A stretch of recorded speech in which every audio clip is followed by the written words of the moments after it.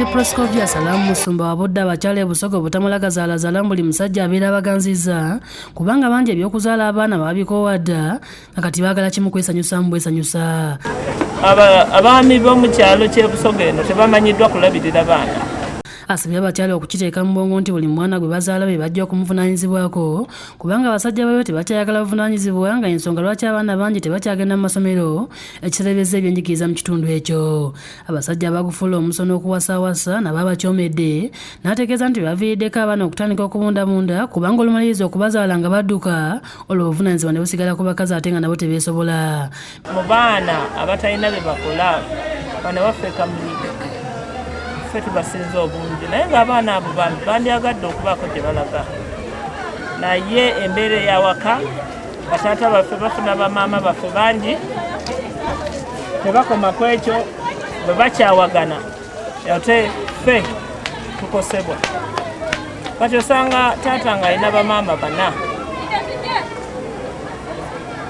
buli gwakyawa n'abaana be bw'ati. Bino byonna Musumba abyogeredde ku ssomero lya Kamuli Community College gy'akiikiridde Speaker wa Parliament Rebecca Litwala Kadaga abayizi abayasomerayo be badde basinkanye okusala amagezi ag'okulikulaakulanya.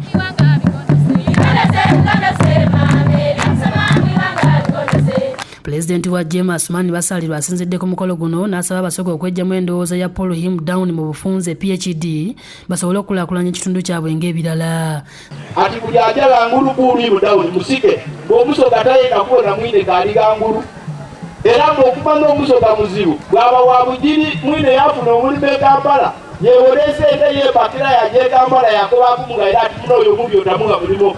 Ssente w'ekibiina ekigatta abasomesa abasiraamu mu ggwanga ekya Uganda Muslims Teachers Association Haji Muhammad Serugo aweze nga bagenda okuyamba ku ssomero lino okulaba nga lifuna ebikozesebwa.